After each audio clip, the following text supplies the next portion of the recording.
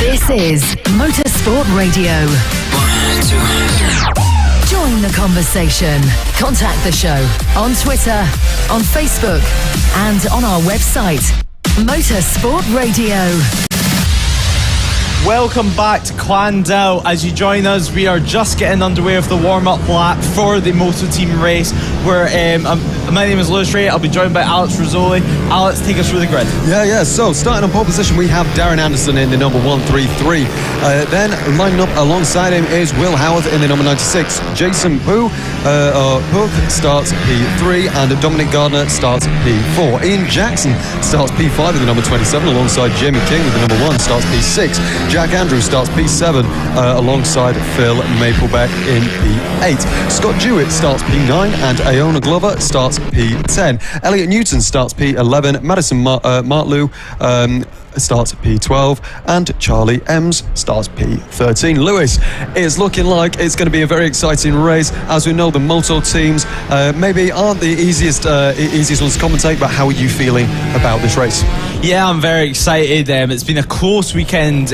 Even in practice yesterday, times were super close, especially between Darren Anderson and Will Howarth, which, as they line up in the grid, you'll notice that once we see the front of the bikes, they are completely different. Darren Anderson is almost like a naked style front end 4-stroke motorcycle, where Will Howarth is more like a traditional race bike with fair ends, but is a 2-stroke, meaning it's two completely different bikes to ride. As we wait for the last few riders to make their way onto the grid, and then we wait for the marshal to point up to the lights to get started for this race. We're just waiting for final confirmation. If you're just joining us, welcome. This is the Moto team race as we wait for the riders, as we wait for the lights to get on. Lights are on. Lights are off, away we go for the Moto team race. Darren Anderson gets a cracking start, but Will Howarth takes the inside for the first chicane. Will Howarth leads the way at this 2-stroke 15cc. Will Howarth leads the way. Darren Anderson closely behind, with Jason just behind in third place. Dominic Gardner in fourth. Cracking getaway from them all. Will Howarth still leads the way in the distinct bronzy gold colour bike. As they come out of the hairpin, Darren Anderson uses all the roads usually coming out of here, but this is the first lap. They're all full attack. Darren Anderson is going to want to try to take the lead back. As we know, he's starting in pole position. He will not let us lie. Darren Anderson looking for a way past, but no way to get past for the chicane as we head onto the back straight now. Will the 4-stroke motor be able to power its way past the 2-stroke going down the straight? It does not appear so as we go around the final corner to complete the first lap, and it appears that Will Howarth will still lead the way. Yeah. Will Howarth having a fantastic start there on the 2-stroke bike. Darren Anderson just behind him, trying to find a way to get past him, but the 2-stroke just in its correct power band. But I say that, but Anderson actually looks like he's closing on the back of Will Howarth, which is going to be a very, very, very interesting lap here. So as we can see on the screen, we are looking at Anderson coming and trying to overtake Will Howarth as he comes now onto the one of the back straights into this little left-hander, right-hander section onto the Spitfire straight. Now let's see if Darren Anderson can have a very good exit. Let's have a look. No, it looks like Will Howarth is quite a while ahead. Yes, he's actually pulled a gap to Anderson in second place. So Will Howarth is now leading. We've got 10 laps to go. We are now in a state of the race which is very interesting, but there is a very, very close call there between two bikes as we are looking on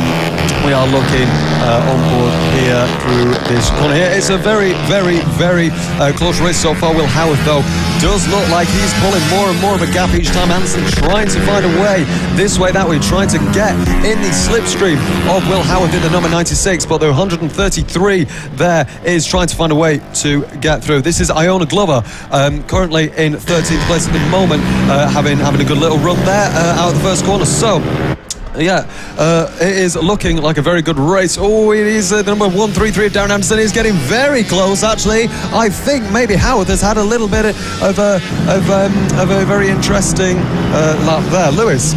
Darren Anderson's at fastest lap of the race there, about 3/10 faster than Will Howarth that last lap. They're throwing the bikes about because, as mentioned earlier in the live stream, Will Howarth and Darren Anderson, all the riders here are all above the age of 16. Therefore, maybe some of these bikes may seem a bit small for them, but they are throwing these bikes about, using all their body weight, pushing as hard as they can, cracking over the throttle as soon as they can. But Darren Anderson does have aerodynamics against him to come for a back marker. It's Iona Glover, and Will Howarth gets blocked by Iona Glover. There was nothing that she could have done. She stuck to her line, but this means that Darren Anderson now leads the way, but Will Howarth is diving up the inside, going to the final corner. Will Howarth has the inside, but will Darren Anderson get the switch back? It looks like he's trying, but the two strokes at the power band. Will Howarth leads the way with just 8 laps to go. This has turned out to be a cracking race. Will Howarth leads the way, as I said. Will Howarth now just needs to stay focused, stay calm, and will not let Darren Anderson pile on the pressure, but Darren Anderson will want to force him into a mistake. Darren Anderson taking a slightly tighter line, but using all of the exit there. I've been seeing that for the past 2 days now, that he's taken almost an extension of the track that is between the track and the curb.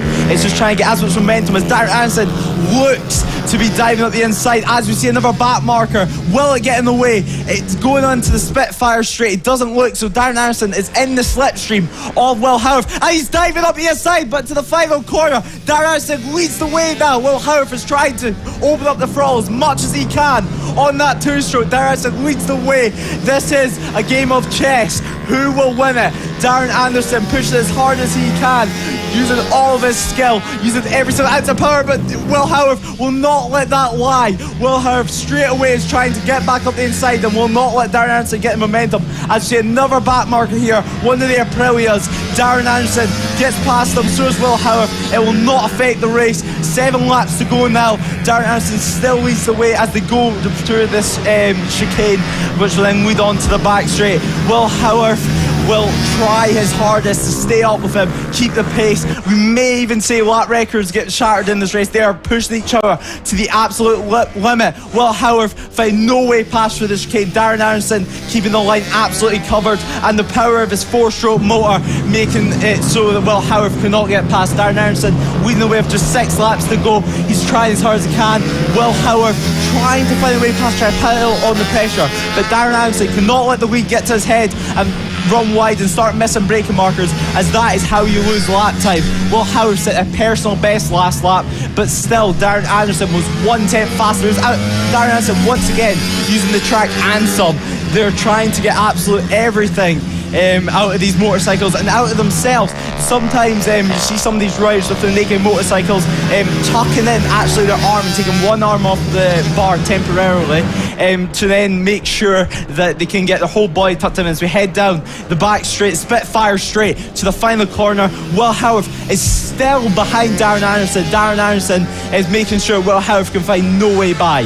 Yeah, absolutely. That is really what Darren Anderson needed. Really, really good. And I believe, yes, that is a new lap record there, as we see a little bit of action there behind a back marker there. Darren Anderson shatters the race record by just under 1/10 of a second there. Will Howarth, and there has been a driver off. That is a 2-3-1. That is the 2-1-1. That is Dominic Gardner. Dominic Gardner has gone off just on there. But as we get back to the action on Darren Anderson and Will Howarth, coming through the left, coming through the right, onto the back of the Spitfire straight. It was a very, very good lap for Darren Anderson, trying to pull as much of a gap as he can to Will Howarth, but Will Howarth looking this way and that way, late on the brakes.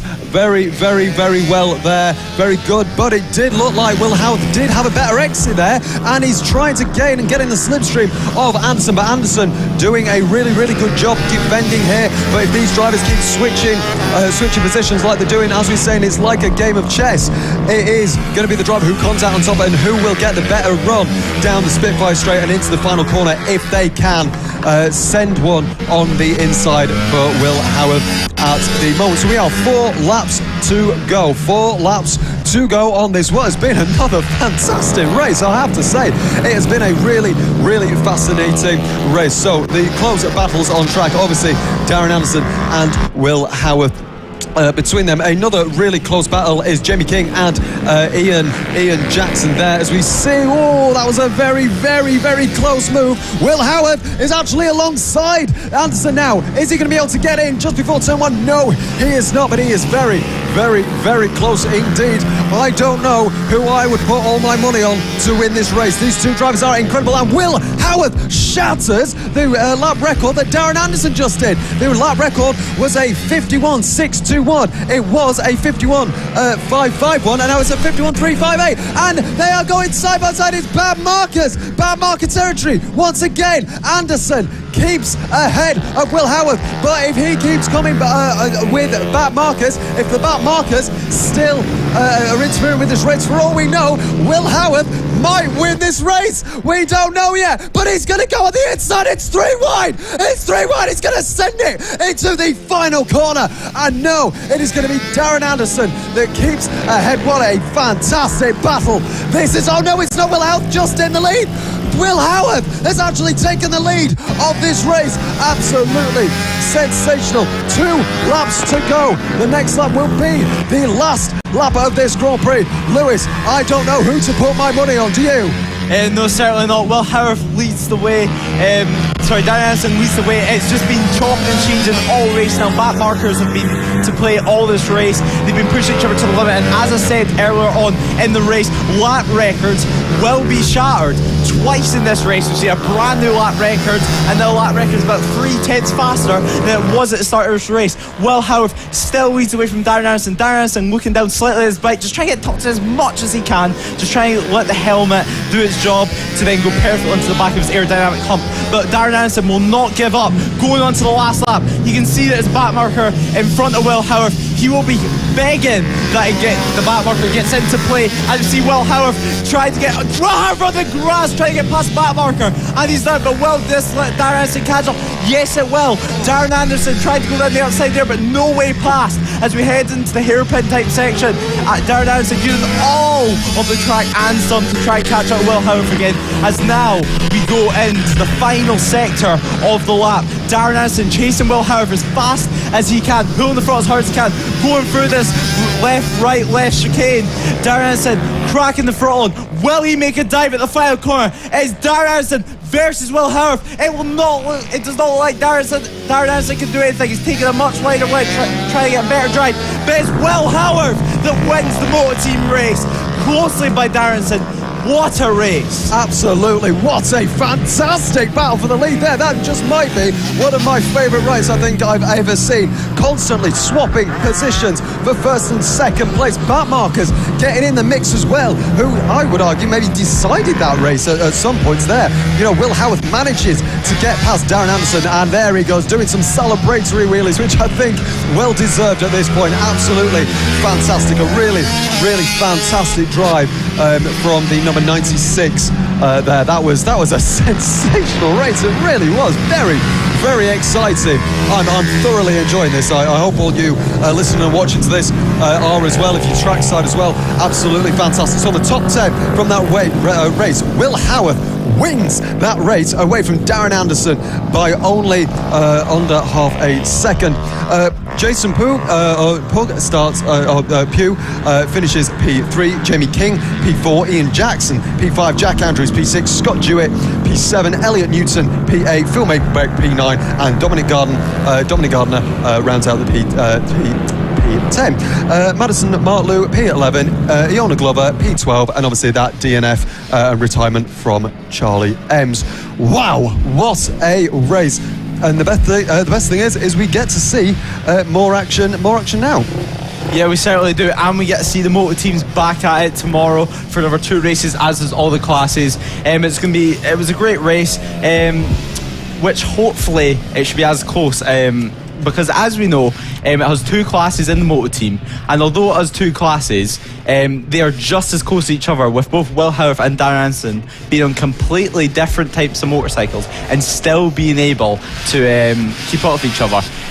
But now we have the AC40 Pros, and alongside Alex for this one, I believe, will be Rex Austin, which should have been racing in this class this weekend. So Rex, say hello.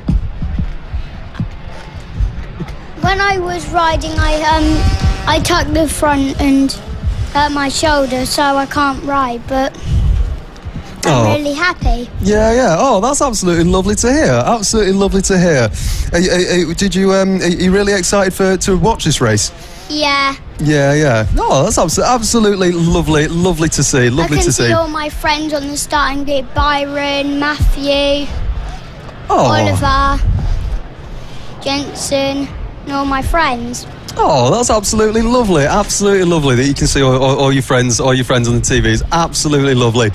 So as we see these riders on the starting grid, and not too sure whether we're going to have a warm-up or whether we are just going to so just here in my ear, we are going to have a warm-up lap, so we are just waiting for the confirmation to let the drivers until the grid is ready. And so we are just waiting until we get the kind of green light to be able to until we are ready to go. So we are here for the Race 1 AC40 Pro Championship. So Sam Gardner starts on pole position with Matthew Thomas alongside him. Byron Johnson starts P3. Lewis Holt starts P4. Liam Lindquist starts P5. Jensen Bishop starts P6. Colin Gleeson starts P7. Ollie O'Gorman P8. Oliver Hall in number 3 starts P9. And Bethany Ashby rounds out the top 10. Dylan Turian starts P11. Zach Pennegar starts P12. Callum Maxwell in P13. And rounding out the grid is Chloe Sewell in P14. So it's absolutely an absolutely kind of jam-packed this. So Rex, what made you? Where do you want to go? Where do you want to progress? Well, I hope one of my friends win. Yeah. And we can see the number 134 there. Oh, Zach. That is Sam. Matthew, Zach. Sorry, Zach. Hello, Daddy. There we go. So yeah, that is Zach. Unfortunately, not going to be able to make it to the grid for the race start. But Rex, so where do you want to go? Do you want to go like BSB? Do you want to go MotoGP? What's the goal? I want to try going MotoGP. Yeah. That's the answer we like to hear. That's the answer we like to hear here. Lovely. I might do BSB after that. After that. So as a retirement plan, you're going to go from MotoGP to BSB. That's absolutely lovely. So we can see the riders all prepared on the grid now, and I believe we are ready to start this race. It's going to be 9 laps, or maybe a little bit less. Not too sure yet, but we'll get confirmation as soon as we know. So the lights, we are getting pointed towards the lights, and ladies and gents, here we go. The light is on, and it's lights out and away we go. As we see Gardner get a very good start. I think he's in the lead, but he's under pressure rather quickly. As we see, all the top 3 there is making moves left, right, and centre. We see someone go on the outside. Oh no, dart to the inside. What a move! That was a little bit of contact there. A little bit of contact. We're seeing 2 by 2 as we come round into the technical part of this lap. Absolutely sensational there. So I believe that is Sam Gardner in the lead. I think he's still kept the lead as he is under pressure from Matthew Thomas in P2. We're seeing everyone following each other very nicely for now, as we can now see them coming up the second straight. Here we go, into the left, into the right-hander.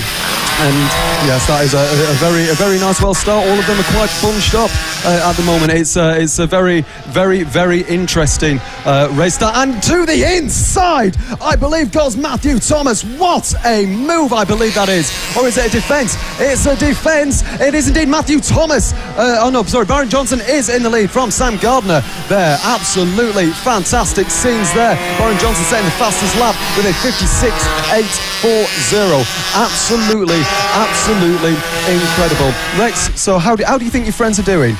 Very good.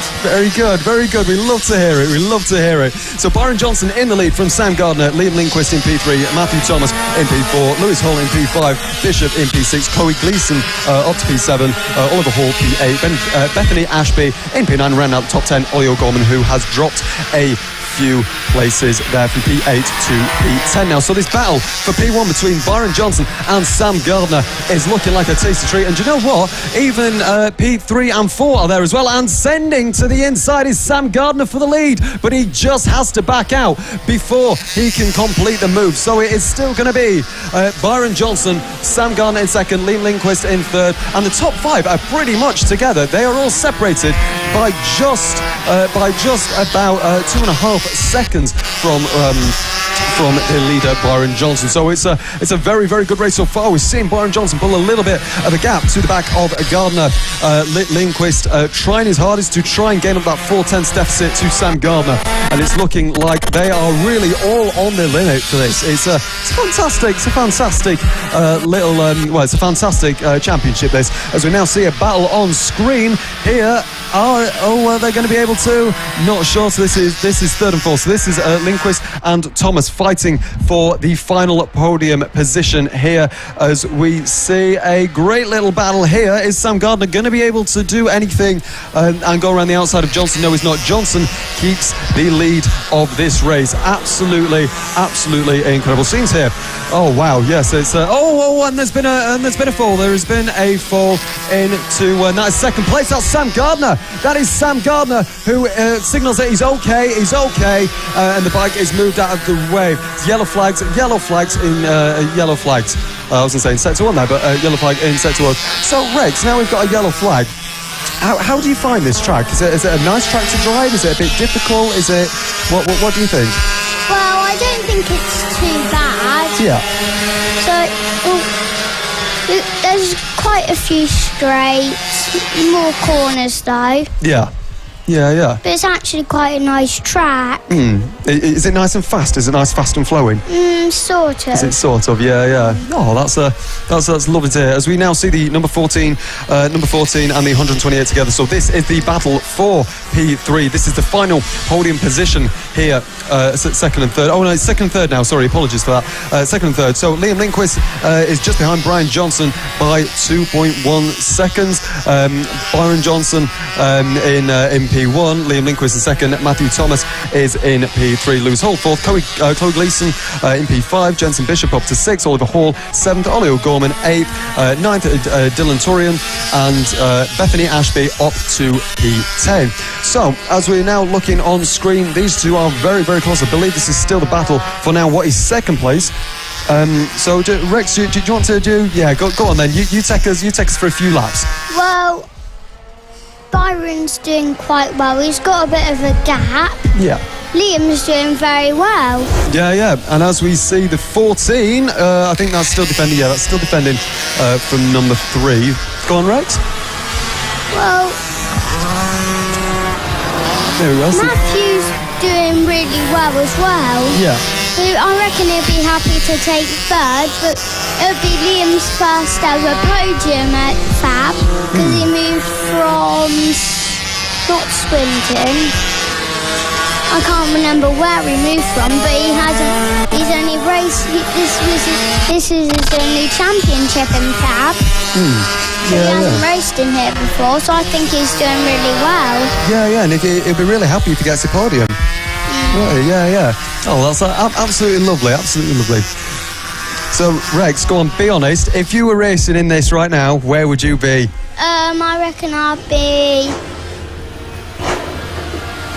fourth at the moment. That's really nice. That's really really honest. We love that. So as we see this battle between Liam and Matthew still continuing, we've got 3 laps to go of this race, and you know what? Matthew is really quite closing up to the back of Lindquist here. Could we see a battle? Could we see a change for second place? Either way, both these drivers at the moment do get a podium. It would be very interesting to see if Lewis Hall can maybe do something and maybe kind of gain 2 seconds. It's a lot to ask, but to get a podium, we will see. So, looking now as we see the final few bikes coming over the start-finish straight. We are now. So I think this is still the battle for second place. as we see, I believe, just coming down into this left-right-hander onto the back of the Spitfire Straight. So here they go down Spitfire Straight. Is anybody going to be able to get a slipstream on the back of one another? It looks like someone's going on the inside. No, he just backs out at the last minute. That could have been quite a good mood. But this is now, I believe, maybe fourth onwards. Rex, who's racing at the moment? Who can we see? I can see Oliver Hall, Jensen, and Chloe. Lovely. So yeah, this is around the battle for fourth to sixth. Is this battle then? Thank you very much, Rex, for that. So we have Lewis Hull in the number 41 in P4, Chloe Gleason in the top 5, which is fantastic. Fantastic for her, and Jensen Bishop in P6. Is this great little battle here? All kind of in 0.6 of a second of one another is this battle. So it's a fantastic battle here. As this is the battle for that is Thomas, who has managed to get past Lindquist. Wow, what a move. So we just missed that, and he also sets the fastest lap as well on that lap, does Matthew Thomas, for a 55.11, which is a very, very, very good lap. A 52.6 is the current lap record, but if Matthew continues with this pace, he might be able to think. So we are on the last lap now, and we are maybe going to see.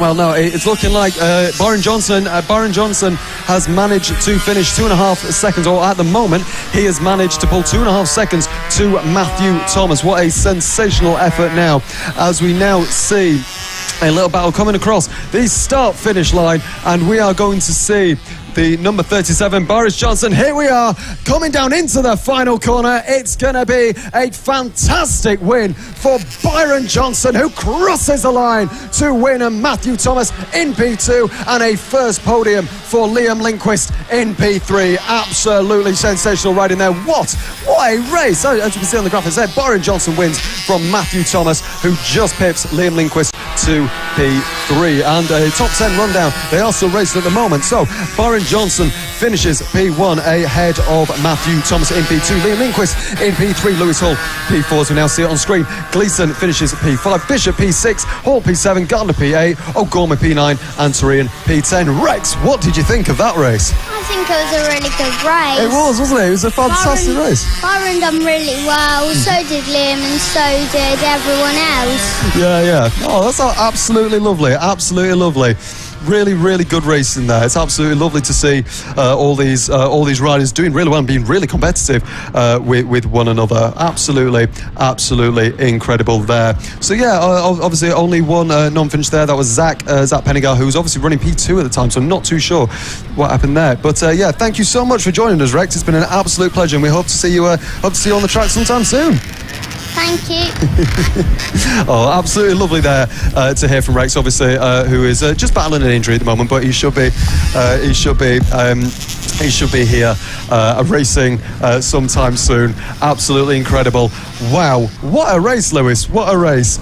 Yeah, it was a great race. There was a lot of drama that happened in it, and well done to Rex. Such a mature and well-spoken boy for his age. Absolutely incredible. I feel like that's one thing that racing does teach you, is that I feel like racers usually end up maturing a lot more, and they're so well spoken, as we see two racers that are just racing in the AC40 Pro race, having a laugh, having a giggle about what just happened, and well, it just outlines what we're saying. They're all best friends. Absolutely, yeah. We can just see these two now on screen. There's the rider on the right was just stretching back a little bit, just going, what an absolute really good race. Yeah, are you excited for what is the next race, which is the Pit Bikes 140, Lewis? Well, I don't know if excited is necessarily the word. I'm probably slightly more than excited. It's such a close class. Lid produced incredible racing where us commentators cannot get a breath at all in.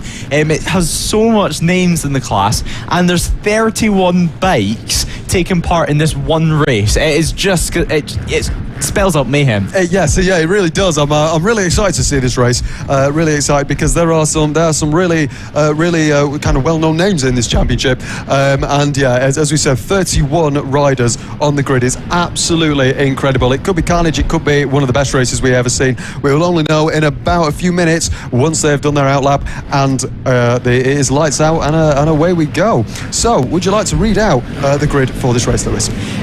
So we have Rossi Banham starting in pole position after an incredible qualifying lap, closely followed behind Reece Peacock, and then in third place Taylor Lawrence, fourth Chris Wells, Darren Anderson, who you've just seen in the Moto team race, starting in fifth place, Lucas Brown starting in sixth, Nathan Riggy starting in seventh, Charlie Nesbitt, another big name, current Superstock 1000 rider, starting in eighth, Cameron Soule in ninth, Jamie King in 10th, Sean Whittaker in 11th, Marco Pandolfo in 12th, Jake Archer 13th, Tristan Finocchiaro, previous FAB-Racing commentator, and now has came back and brought Spanish weather with him here in South Spain, and Max Perry rounds out the top 15.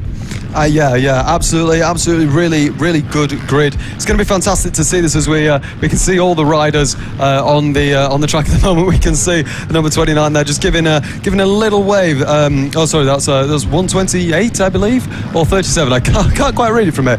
Number 2, so it will be 29. Reece Peacock. Yeah. So he's just giving a little wave to his competitors for this. It's going to be a sensational race. Look at this. This is absolutely incredible. Seeing 31 bikes on the same bit of tarmac, absolutely is incredible. As we are looking at Tristan right now, and obviously, so he does a little bit of commentating. Lives in Barcelona now, which is a very nice place to live, and coming out racing in the UK. So it's going to be a very interesting race, I think. Who would you say you've kind of got your money on? Maybe not one driver, but a few that could be very well. I could imagine the top 5, but So right, okay. So we have a few. We're just hearing in my ear. There are a few drivers that are actually late to the grid. Riders that are late to the grid, so they will start from the back, or maybe not even start the race at all. We're not too sure. It looks to be Charlie Nesbitt is one of the riders that is down, that is at the pit lane waiting to be released on the right hand side. I do not know who the other rider is right now. I believe it may be Max Perry, as he's not in his pits, in his grid slot. Sorry, yes he is. Jake Archer, I think is also the other rider that may be starting from pit lane or at the back of this grid. This is such a close class. Watch Rossi Banham, watch Taylor Lawrence, watch Reece Peacock, watch the whole grid as we wait for the lights to go. Lights are on and lights are off for the Pit Bike 140 race here in Llandow. Rossi Banham gets a good start, but even better is Reece Peacock. Reece Peacock leads the way with Rossi Banham closely behind him. An okay start as Taylor Lawrence. It's not probably what he wanted. He is down in, I think, 4th place right now, but Rossi Banham is going to be wanting to try and bridge up the gap and pass straight away, because one thing we know about his racing is it's close, hard-fought racing, as we see in the bright orange levers, as pointed out by Alex, is Tristan Finocchiaro. He has worn the biggest and brightest levers he could possibly bring to FAB-Racing to remind everyone, hi, it's Tristan, I'm back. But anyway, as we lead the way to finish the first lap, Reece Peacock still leads the way from Rossi Banham, but one thing we do know about his Pit Bike 140 race is that the likes of Rossi Banham will not go down easy. Yeah, absolutely. Rossi Banham, a very well-known name in this championship, as we see. Obviously, Reece Peacock taking the lead. They're obviously setting the fastest lap as well. There has been quite a few little changes. Obviously, Tristan now to P14 from 15, so he's getting a position, and quite a few of the drivers have getting a position too. Adam Redding dropping down a few places as well. As we are currently looking at a stress tarmac as we wait. There we go.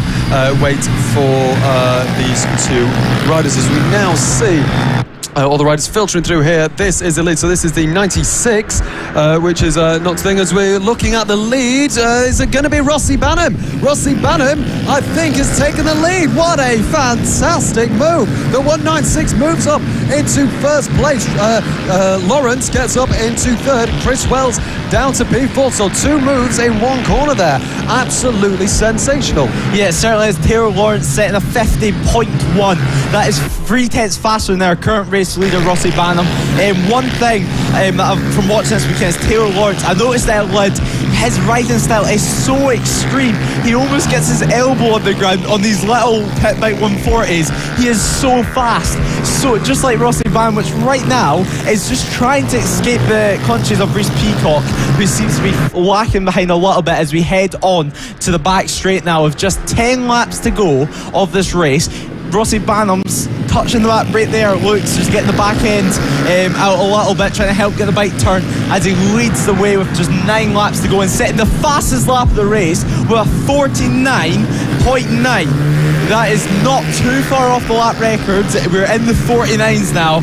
It is incredible pace that Rossi Banham has shown, but Taylor Lawrence is currently in 3rd place, and I do not think that this race is over yet. Absolutely not. No, it would be rather foolish to count Reece Peacock out for this race as we have 9 laps to go. So we still have a fair amount of laps to go. The lap record here at the PB 140s was set by Rossi Banham and was at that weekend that we spoke about in October was a 49.229, and he's done a 49.965. So only about kind of 6/10 away from his record that he set. Last time out last October. So Rossi Banham still leading this race as we are looking on screen at quite a close little battle there. Not too sure that is. There is, as we know, obviously 31 drivers on this grid at the moment. I think 2 are in the pits at the moment. The 2 didn't start, so they weren't allowed to start the race, it seems, unless they're on travel. That's what our timing is showing us. Rossi Banham still keeping that lead. He's got 8/10 between him and Taylor Lawrence in P2, who only has 1/10 back to Reece Peacock. So the battle between Lawrence, as we see a move potentially here, and that is the number 10. So Taylor Lawrence, yes, has taken the lead in the final corner and ascending the inside, and wow! Rossi Banham, I think he's retaken the lead. No, he hasn't. It is Taylor Lawrence still in the lead from that. That was absolutely sensational. Lawrence with a fantastic move down in the final corner, Lewis. Yes, it was. Rossi Banham will not let this race win go. He will push as hard as he can. We've seen it led fighting at the front. He risked it all getting past some back markers. This class is such close, hard racing. It is just incredible to see. But as we see, Rossi Banham still leading the way, I believe, as they head down the Spitfire back straight. But Taylor Lawrence is going down the inside, but he's backed out a bit late. Rossi Banham taking the far wider line for the middle of the hairpin there, but Rossi Banham leads the way with just 6 laps to go in this race. Taylor Lawrence is looking for any opportunity to get past him, and these sliders are literally scraping along the grass. This is crazy racing. They are indeed. The knees are firmly flat on the ground. It's absolutely incredible to see Rossi Banham obviously in the lead of this race at the moment. But if there's something we know about Taylor Lawrence so far through this race, is he does not give up, and with 6 laps to go, he still could take the checkered flag to win this race. So it's going to be very, very interesting to see where Lawrence has maybe a stronger point, or maybe he can be quicker than Rossi Banham in his final kind of stages through the race. We're about halfway through the race right now as we see the 196 of Rossi Banham coming through the final corner. There we go, and the 96. 196, there we go, and he is getting very, very, very close to that lap record. That last lap was the fastest lap of the race. It was a 4:13. And as I said, the record was a 49.2. So he is very, very, very close to breaking that record. As we know, we already have one lap record broken today. Can he make it too? It'll be very, very interesting to see what Banham and Lawrence can do. So the kind of top 10 at the moment, we'll take you through them. Rossi Banham now leads from Taylor Lawrence. Peacock in P3, Wells 4th, Anderson 5th, Lucas Brown P6, Wrigley P7, Saul P8, King 9, and Sean Whittaker P10. Yeah, certainly. Jamie King, currently in 9th, has also just been out in the Moto team races. We see the front runners just getting past some back markers. Will it hold anyone up? This is when the race really starts to get interesting, as we see Rossi Banham struggling to get past the back marker. Will that influence his drive out the corner? We wait and see. Taylor Lawrence will be licking his lips right now. He will realise that there's still a chance for this race victory. You can see more back markers in front of them that with just 4 laps to go. What will be the outcome of this race? Rossi Banham will be trying as hard as they can. Rossi Banham getting held up slightly there for the chicane. So it's Taylor Lawrence. As we see, a rider is down. That is the number 29. Reece Peacock out of 3rd, but he's remounted, kept the clutch in whenever he fell there. So while he was in positions, I don't actually know if he did, but we're going to have to wait for him to cross the line to find out if he did lose any positions with that fall. If not, that's the best result of it, to be honest. It sounds like we are hearing that there might be oil at that corner, as we've seen possibly Chris Wells now down, who took P3. Oh no, sorry, it was Chris Wells. Sorry, it wasn't Reece Peacock as well. So Reece Peacock, I don't think he actually lost any positions there, but Chris Wells down to 9th place currently, or potentially even further. We're not too sure what's happening on track there, as we see a whole gaggle of cars coming down the Spitfire straight. We've seen maybe 1 or 2 flags waved. Yeah, we've seen a yellow flag being waved in the final 2 things. But these are the leaders side by side. This is Taylor Lawrence with 3, or I should say now 2 laps to go, because they've just crossed the start-finish line. This race is really not over yet. I'm really getting excited. Now Lawrence is right on the back of Banham, so whatever has happened with the back markers has really favoured Lawrence at the moment. Can Lawrence hold, can he push even further to get Rossi Banham out of the way to win a race? But let's see, because if there's something we know about Rossi Banham, it's he's blooming fast, and we shall see Lawrence maybe go side by side, obviously, as we have 2 laps to go. Rossi Banham still in the lead this race, but there's absolutely nothing in it. I believe the yellow flag is just away at that final chicane, so we should, on this final lap, get some clean racing. I do not believe that the back markers will come too much into play after they get past this lot. But Rossi Banham is getting past back markers. It's leaving Taylor Lawrence Taylor Lawrence being held up by back markers for the first corner, but he's going around the outside. Taylor Lawrence is down. Taylor Lawrence is down there. You cannot see it on your screen at the moment, but Taylor Lawrence has crashed out. Rossi Banham, all he needs to do is finish this race. He needs to keep calm, and hopefully he'll eventually realise by a sneaky peek behind him that Taylor Lawrence is down on the deck. Yeah, absolutely. What drama! What absolute drama for this race. Taylor Lawrence is off the track, and just trying to see where Rossi Banham is. You won't be able to miss him because he's in very, very, very bright colours, as I think we're picking up on him now. Here we go. So big finish. He's coming round to the final corner, into the corner, clips the apex, get the knee down, and it's going to be Rossi Banham wheelies over the line, who will win race 1 of the Pit Bikes 140. And heartbreak for Taylor Lawrence, who unfortunately fell. Not too sure if he managed to keep the clutch in, but that could mean that Reece Peacock, who did actually have a little fall and skid, who did keep the clutch in, he takes P2. Wow, absolutely incredible. So it's looking like Lucas Brown gets on the podium as well. So Rossi Banham wins from Reece Peacock from Brown. Riggy is in P4, Darren Anderson P5, Jamie King P6, Chris Wells P7, Marco P8, Tristan Opta P9. What a race from him. And P10, Charlie Nesbitt. Absolutely incredible there, as we've seen a few drivers drop down the order, going left, right and centre as they come over the line. Lewis, what a sensational race once again. Yeah, it was exactly what I expected from the Pit Bike 140s. I believe Charlie Nesbitt was one of the bikes to start from pit lane, so it was an absolutely incredible result for him to get 10th. And if you were tuning into our coverage earlier on in the day, when we were speaking to Tristan, he was telling me that his hope for the weekend was a top 10, but in race 1 it was just to make it to the end of the race, because he knew how aggressive the Pit Bike 140 races actually are, and just that full elbows out. So he completed that objective by getting it home one piece, and got a top 10 by finishing 9th. There he is there on your screen, the rider we were just talking about, Tristan, in the bright orange levers, the number 58. He is very happy himself, pointing at the number 58, saying, I am back. Because if you don't know Tristan, he was a ex-World Supersport 300 rider and ex-Junior Super Stock rider, and also won a couple of races in the Junior Supersport British Championship. So he's a well-accomplished rider. But as we look at the Holden area, you will see the green streaks on your screen, which of course means one thing. It is Sidecars time.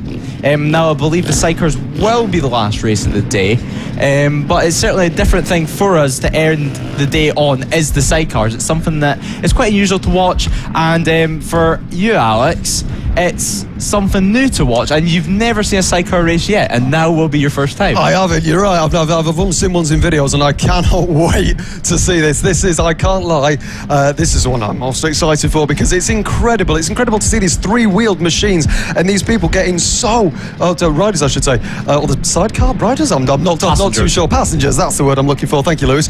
It's incredible to see just how close they get their helmets to the apex of the corners and the ground. It's absolutely incredible. I wouldn't mind actually maybe doing it one day. I think that'd be rather incredible to be able to do that. And obviously, as we said, sidecars are coming next. So as you see, the final few cars go back in the paddock. We're just waiting until the flag drops and we can get the sidecars out on track. It's looking like it's going to be a very, very, very interesting race. Obviously, the grid is a very very good grid as well. There's quite a few riders. There's quite a few riders, so it's going to be very, very interesting to see where they go. So it's looking like as kind of per usual in this championship, Mick Williams will take pole position. I believe as well. I'm just going to wait until we get confirmation for the final grid, but yeah, it's looking like Mick Williams will start on pole position. So yeah, I'm Lewis. I'm really, really, really looking forward to this, and I can't wait to see what this championship as well. I can't wait to see what this race produces. Yeah, certainly. I don't think it'd be too surprising if we see Mick Williams walk away with the win, because they won all races last year and the year before that, and I believe the year before that as well. They win the championship year after year. I honestly cannot remember the last time they won. No, they didn't win the championship. I'm going to try and find that out and get back to you tomorrow on that, because McWilliams, they've been so dominant. As we see on the track, something just getting cleaned up where we thought there could be something down, where we've seen a couple of crashes happen. But going back to the sidecars, it's only a 6-bike field, 12 riders, and there's decent names all throughout it, and there's great talent, and everyone's out there, and everyone's gonna have fun today. And there's only 6 bikes, and Iona Glover will be starting 6th, and we had just seen her in the Moto team race, actually, one of the back markers that we've seen, so should be hoping for a good sidecar race as well. It's quite a physically demanding day, competing in multiple classes in racing, but it should be a good race as we see the sidecar starting to leave the pit lane. Yeah, absolutely. It was so as you said, obviously Iona Glover, this is the second race. I didn't know that about Mick Williams, about winning all of the the championships and the races before them.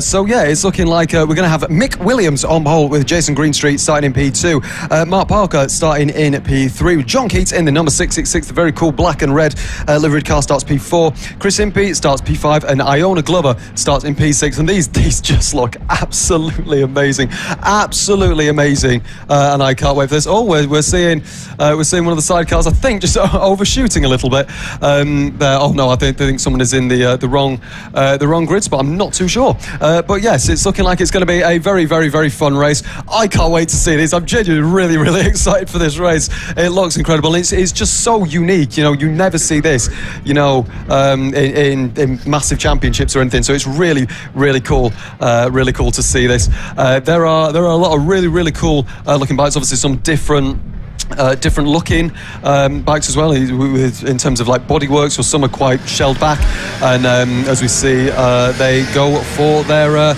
outlap is certainly sort of two-stroke, isn't it? You can see a lot of oil, blue smoke burning out of the exhaust of them, which is quite funny. But yeah, it's going to be a fantastic little race. I think it's going to be really entertaining.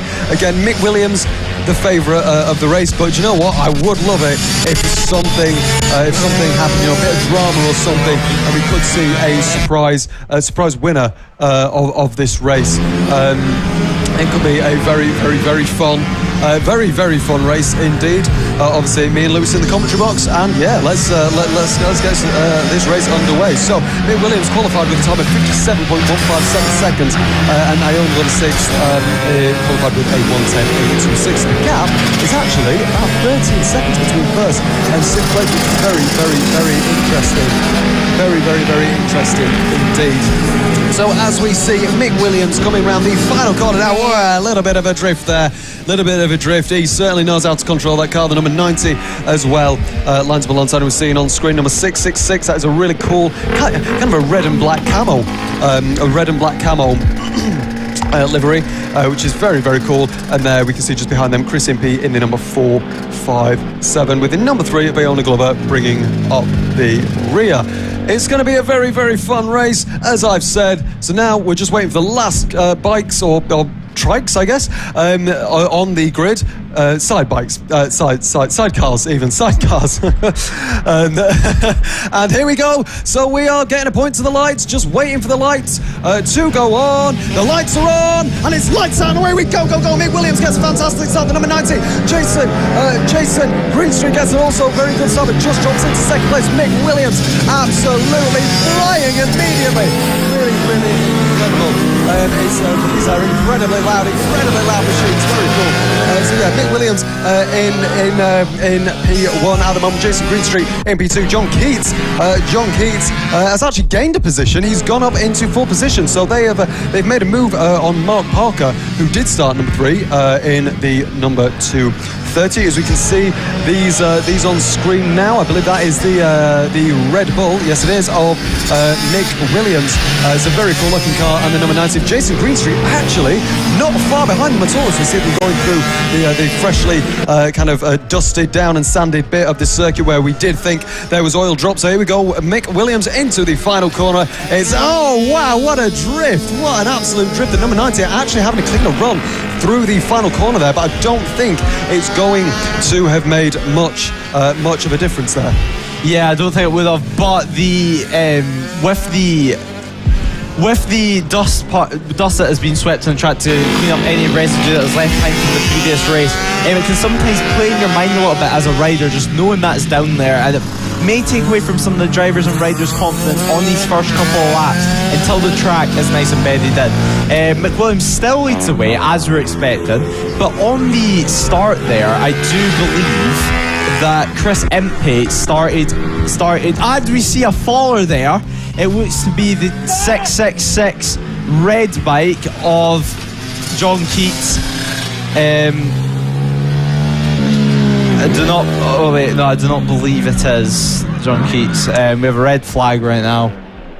Yeah, so we're just seeing a little bit of a red flag there. Not too sure what happened there, but yeah, I'm sure they'll be okay. Yeah, it was certainly a really good race. A really good race until then. Obviously, Mick Williams, as per usual, very interesting and kind of expected. And it is Mark Parker, and they're all stood up and they're looking absolutely nice, fit and healthy. Yeah, so it's really nice to see them up nice and well. Yeah, Mick Williams having a great weekend again, a really great weekend, and yeah, it's a very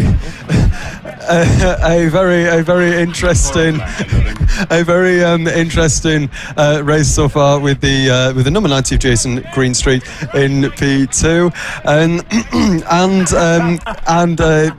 the number 66 in P3. Yeah, as we see Mark Parker and his passenger there just talking with the medics, they all seem to be cheery and happy and able to have a joke right now.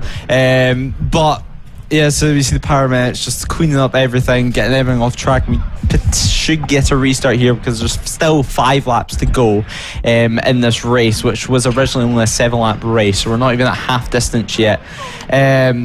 But it's still sunshine here at Llandow. It's been an awesome day. We've seen many lap records broken, and that's just because it's not that windy. It's wet. It's not that windy. It's not sunny, and yeah, track conditions are great. As we see them getting put into a little cut-in that we have at the track there. To enter the paddock, so we could hopefully get restarted pretty quick. As looking down the pit lane, I can see Greenstreet and John Keats inside, waiting in the holding area, waiting for a restart. But as I was saying just before the crash, Chris Impey, I believe, started in the wrong position. I believe he started in 6th position instead of 5th. So they're giving themselves a disadvantage straight away there. As we see Iona Glover revving the bike, keeping temperature in it with her passenger there. Yeah, absolutely. And obviously the car that has gone out is Mark Parker, obviously starting P3 on the grid. So an unfortunate race for them, as we now see them running. Go on, push it, give it everything. Go on. There we go. They managed to get it bump started, bump started. And yeah, absolutely lovely to see. So yeah, we should get a restart. I'm hoping, because I really want to see more of these. I'm thoroughly enjoying these, which is very interesting indeed. We're now seeing, there we go. I'd never thought I'd see this, the medical car alongside the sidecars. I think that's a little bit of an unfair race, I'll be perfectly honest. But yes, it'll be certainly going to be an interesting race. And I believe, yes, I can see somebody on the grid, so I think, yes, we are going to get a restart, I think, from what it looks like. But yeah, we're not sure. It could either be this or the LC40 Elite race. Not too sure just yet, to see the medical car getting nice and reverse about the side of thing. But honestly, what a day of racing. I expected good racing, but not such close racing like this, Lewis. Yeah, certainly. I mean, the Pit 140 and the Mini GP70s have been great racing. All racing, actually, even the rookies. We've seen some awesome racing at Battle for the Leads. It's just been great to see. It's been great weather. Everyone's very happy. But during this red flag, I'm looking at the commentary box down towards the holding area, and if you don't know too much about these mini F1 sidecars, they run very, very close fuel wise. They run very close with the fuel, so basically it means that whenever this race was red flag, they had to then come in to refill it. I seen Mick Williams in the holding area with a jerry can filling up their motorcycles, then they can at least make it to the end of the race, because it just shows how tight they run it. Absolutely. I've just been told we're not going to get a warm-up lap, so this is going to be the race start for the second time here. So no warm-up lap on this race. So once we get everyone on the grid, I'm not too sure if all 6 cars are on the grid or whether it's just 5. I know we're still waiting for one more. It's Iona Glover, bike. It's a Iona Glover. I think she's just still just making away. I'm not sure if they can get the bike started or something like that. But the rest of the 4 cars that are still in this race are on. Oh, there we go. Lovely. So the number 3 car of Iona Glover is now on the grid. So welcome if you've just joined us. We are starting for the second time, the second star in the F1 Sidecars. He points to the lights, and we're going to get the second restart of this race. Here we go, red light, and it's lights out, and away we go, go, go. Another fantastic start from Mick Williams, but John Keats, I believe he's done it on the outside. Absolutely sensational start there from John Keats in number 666. Absolutely incredible. Jason Greenstreet drops that one position, and as expected, Mick Williams flying off into the distance off the line. That Red Bull is absolutely crazy. It's almost as fast as the Red Bull Formula 1 car this year. Mick Williams, obviously, as we said, a fantastic look at the gap already. It's absolutely incredible. But the gap we're going to be watching is John Keats and Jason Greenstreet. They are side by side, and I think that's actually Jason Greenstreet has managed to get past. Yes, he has. No, he hasn't, because John Keats has just come round him again. I say that, and Jason Greenstreet is on the inside once again.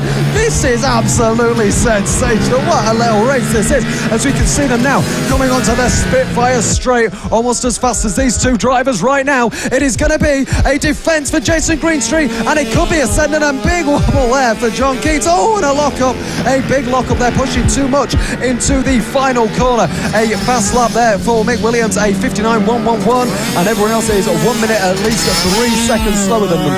Absolutely incredible to see John Keats having a really good race. Really good to see Jason Greenstreet remains in second place, I believe. Yeah, John Keats, a great start and great racing there between him and Jason Greenstreet. It's just clean, fair racing. But I believe now everything's starting just to take shape in this race with Mick Williams out front by a pretty decent gap now. Mick Williams is controlling the race like they're used to. Mick Williams is heading onto the Spitfire back straight while Greenstreet's heading into the chicane before it, and we're only 2 laps into this race now. As they come down the back straight, heading into the final corner, you can see them. The thing is, Mick Williams, him and his passenger, I believe Michael Elps, is just absolute. It's literally 2 minds in one, controlling one motorcycle, and somehow they can produce great lap times. They're running 57.8, while Jason Greenstreet in second place are only doing 59.2, so it's still incredibly fast. But Mick Williams is just a level above. Yeah, absolutely. You know, Mick Williams, you know, there's a reason that he's won the 2 championships and all the races the past 2 seasons. He's a phenomenally quick driver. He really is. As Iona Glover goes over the start-finish line, so we're looking at John Keats in the 666. That's Jason Greenstar. Jason Greenstreet. No, it's not. Is it Mick Williams? It's Mick Williams. I've got them all mixed up. That is, Mick Williams with 5.4 seconds on Jason Greenstreet in second place. John Keats is only about 2.8 seconds to the back of Jason Greenstreet, as we're already seeing Mick Williams come around the final corner once again. Absolutely sensational. There we go. There is Jason Greenstreet just coming up to the final corner now. Mick Williams crosses the line. We have 3 laps to go. The number 90 machine powers its way across the start-finish straight for a gap of 6.2 seconds. 6.2 seconds. Remember, if you're just joining us, the 666 car goes past now. Lovely. This race has already had a red flag. The 230 car, the number 230 car is out of this race. So already, I mean, we're already 2-3 laps in. Mick Williams has already made a gap of 6.2 seconds. That just shows what a talented driver, or rider, I should say, or riders, both of them are. Yeah, it certainly is. As mentioned, it's 2 minds in one. They just work perfectly together, perfectly in harmony, and have complete and utter trust in each other. As you see Greenstreet on your screen right now, they're incredible riders, just like Mick Williams, but it's 2 completely different sidecars almost, because Mick Williams is running a 2-stroke motor in theirs, while Greenstreet are running a 4-stroke motor, which they much prefer to use. Even on the stream, you can clearly hear a difference. Mick Williams is, well, it's high-pitched, it's almost whiny, while Greenstreet has a deeper, darker grunt, and it produces great racing, even though they're 2 completely different motorcycles. Mick Williams seems still to have the upper hand. I mean, Mick Williams, I do believe the Sidecar will be far more fittery, just because it is a 2-stroke. 2-strokes are known to be quite fittery, but they know this Sidecar pretty well. They know it's going to hold together. His passenger is gripping on to literally just a metal bar. Maybe a bit of foam on it if he's lucky. That is the thing about the sidecars. The passengers are not held in at all. They hold on to a bar for their dear life. Yeah, absolutely. And, they are crazy. They really, really are crazy riders, and it's absolutely lovely to see.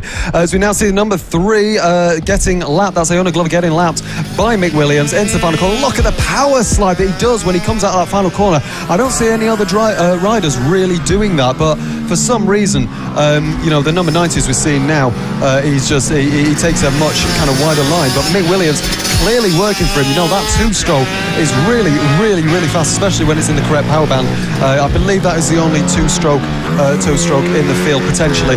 I'm not too sure on that. As we see the 666 go over the start-finish line, and we're still looking at Mick Williams. 7.5 seconds with 1 lap to go, which means this is the final lap. It is the final lap of the not the Grand Prix, of the race, I should say. We're seeing Mick Williams coming round the final few corners now. I believe, yes it is, coming through the left and the right hander. Here we go on the Spitfire straight, and it's going to be another absolutely dominant performance by these two incredibly talented drivers.